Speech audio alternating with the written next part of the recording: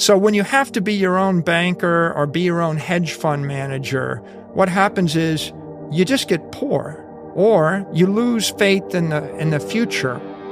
If I told you your money was going to be worthless in 36 months, what would you do with it? You would spend it. Bitcoin actually solves the problem by saying, well, what if you just had a money that the government couldn't debase, the bank couldn't steal, that would last forever? Most people think Michael Saylor bought Bitcoin to make money. That is the easy version, the safe version, the version people tell themselves so they do not have to think too hard. But the real story is darker. Michael Saylor was not just buying an asset. He was reacting to something most people still do not want to face. A world where cash can look safe, feel responsible, and still slowly die in your hands. That is the first shock. The second shock is worse. A company can hold millions, even billions, and still be losing. Quietly, respectably, in plain sight. And Saylor saw that. He saw it early. He saw it clearly. And instead of making some polite adjustment around the edges, he made a move so aggressive that Wall Street had no choice but to stare. He took a public company and turned it into a machine for accumulating Bitcoin. Not a side bet, not a hedge, not a cute treasury experiment, a machine. And that is why people could not ignore him. Because when someone makes a move that large, they are no longer expressing an opinion. They are exposing a worldview. But here is where it gets darker.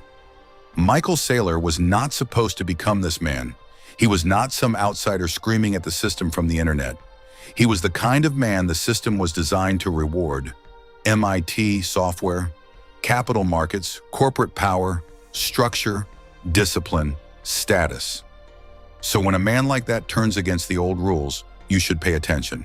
Because the real question is not why he liked Bitcoin.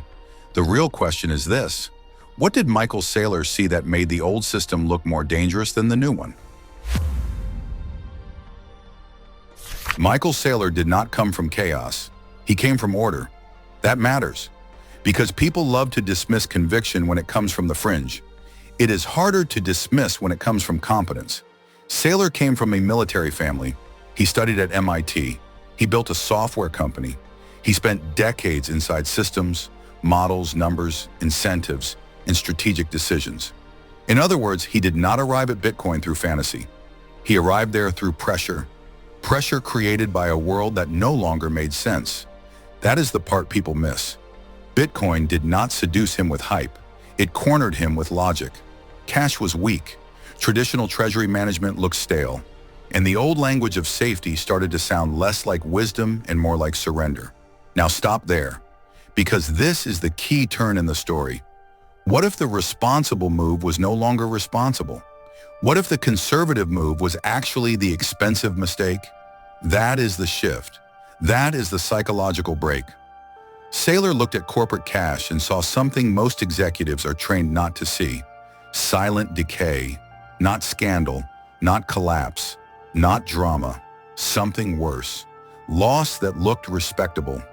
Loss that could hide behind clean reporting, calm language, and professional behavior. That is how systems survive. Not by being perfect, but by making weakness look normal. Boards accept it, executives repeat it, investors tolerate it, and year after year, value leaks out. So when Saylor started talking about energy, scarcity, and preserving value across time, he was not trying to sound revolutionary. He was trying to describe a problem. But here is the part that matters most. Once he saw the problem clearly, talk was no longer enough. And that is when the story stopped being intellectual and became dangerous. Then he moved, not emotionally, structurally. And this is where the story becomes impossible to ignore. Because belief is cheap, tweets are cheap, interviews are cheap, podcasts are cheap, policy is not. Saylor did not just talk about Bitcoin. He turned belief into architecture. He embedded conviction into corporate behavior. And that is a different level of seriousness. Most people say what they believe. Very few people rebuild reality around it. That is why this move hit so hard. Because once a public company makes Bitcoin central to its treasury logic, the market can no longer laugh and move on. Now the thesis has mass. Now the thesis has consequences. Now the thesis can bleed. That is why the public became obsessed. One side saw courage, the other saw madness. One side saw discipline, the other saw reckless concentration, and both sides were reacting to the same thing. Scale. Scale reveals whether conviction is real. Anybody can sound brave with a small position. Very few people are willing to make the bet large enough to be judged by history. That is what Saylor did, and the moment he did that, he stopped being just a CEO. He became a symbol of belief, a symbol of defiance, a symbol of what happens when someone stops asking for permission from the old model. But symbols are dangerous because symbols attract worship, and worship kills clarity. So before we go any further, we need to cut through the myth, because the question is not whether the move was bold. It was. The real question is whether boldness and wisdom are the same thing, and they are not. Which means the next part of this story is the one most people avoid. Risk, real risk, visible risk, institutional risk, and that is where Michael Saylor becomes truly interesting. Here is what made Saylor different. He did not just buy Bitcoin, he built a machine around it. That is why the story kept growing. Every purchase strengthened the narrative. Every downturn tested the narrative. Every interview amplified the narrative. Every critic hardened the narrative. Every recovery made the conviction look even more deliberate. That creates a very unusual kind of power. Because most investors respond to price, Saylor responds to structure. He does not speak like a man chasing a trade. He speaks like a man trying to replace the operating system beneath capital itself. That is why he spread beyond crypto. He made Bitcoin legible to institutions. He translated it into the language of Treasury logic, balance sheet survival, and long-duration capital preservation. That translation was one of his greatest weapons. He did not make Bitcoin less controversial. He made it harder to dismiss. That is more powerful, much more powerful. But then something else happened. The myth began to grow. The fearless buyer, the prophet of hard money, the executive who kept buying while everybody else hesitated. And this is where every great financial story becomes dangerous. The moment the public turns a man into an icon, nuance starts to die. And if nuance dies, you stop learning. You start worshiping, you start simplifying, you start mistaking narrative for truth. So let's say it clearly. Admiration is easy, understanding is harder, because behind the confidence, there is exposure.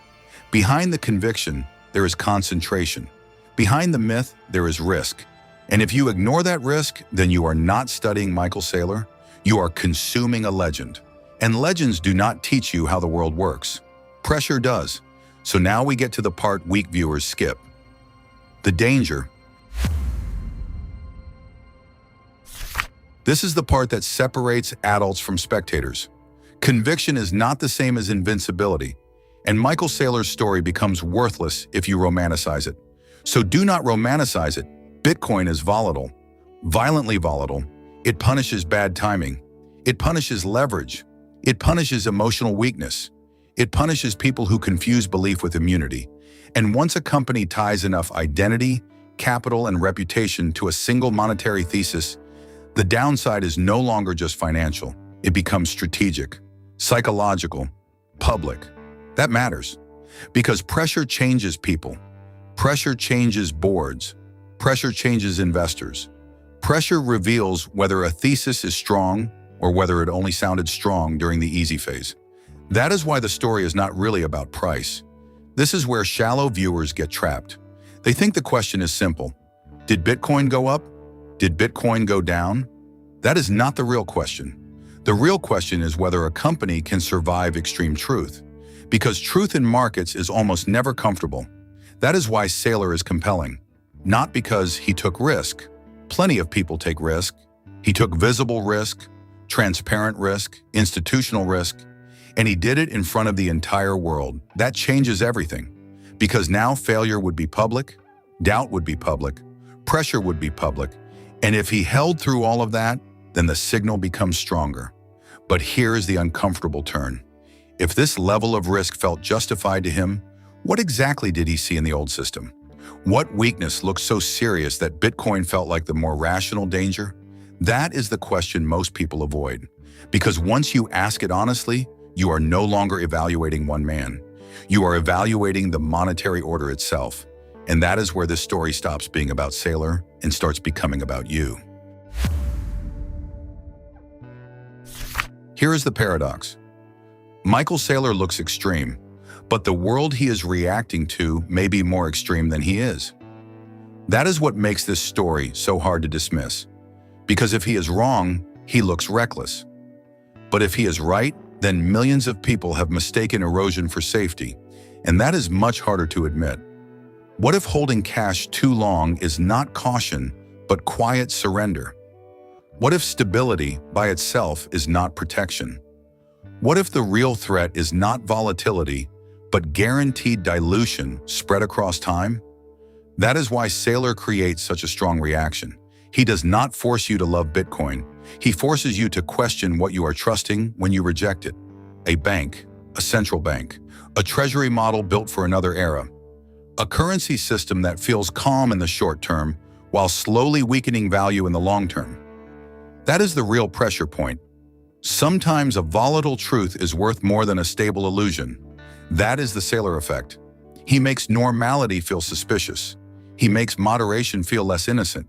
He makes the old playbook look weak, not because it is unfamiliar, but because it may no longer be enough. And once familiarity loses authority, everything changes. Because now Bitcoin is no longer just an asset. Now it becomes a test of courage, a test of time preference, a test of monetary discipline, a test of whether you can tell the difference between comfort and protection. That is why this story stays in people's heads. Because deep down, everyone understands the real fear. Not volatility, decay, not chaos, powerlessness, not price movement, time working against you. And once you see that clearly, the final lesson hits much harder. Because Michael Saylor is not important just because of what he bought. He is important because of what he refused to keep pretending. So here is the final takeaway. Michael Saylor matters because he turned a private realization into public action. He saw weakness in the system. He saw decay hiding behind respectable language. He saw cash losing strength while still being praised as safety. And instead of whispering about it, he acted at scale. That is what made him dangerous. Not his personality, not his fame, not even Bitcoin by itself. His willingness to move when everyone else was still rationalizing. So here are the real iron rules. A treasury is never neutral. If you do not choose consciously, you are still making a bet. Cash can protect operations. It does not automatically protect the future. The larger the institution, the rarer real conviction becomes. If your monetary worldview never changes, it may be because you are defending comfort, not truth. Volatility is painful, but slow erosion is dangerous because it feels normal. A bold idea without structure is fantasy. A bold idea embedded into policy becomes power. Every serious bet creates serious risk. Anyone selling certainty is selling theater. And whether Michael Saylor is remembered as a visionary or a fanatic, he has already done one thing most people never do. He forced the world to think harder about money. That may be his greatest victory, because even if you reject Bitcoin, you can no longer pretend the old system is beyond question. And that is the part that should stay with you. This was never just a story about a man buying coins. It was a story about what happens when someone stops trusting slow decay just because it looks respectable. If you stayed until this point, then you already know this is not really about Michael Saylor. It is about whether you can recognize monetary weakness before it is too late. So comment, Saylor signal, if you can see the system differently now. Subscribe to $1 Million Operator for weekly documentaries on money, power, wealth, and the hidden rules shaping the financial world. And send this video to someone who still mistakes familiarity for safety. Because once you understand what Michael Saylor was really betting against, you are no longer watching a Bitcoin story.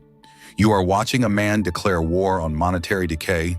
And the brutal part is this: he may have seen the danger before the rest of the world was ready to admit it.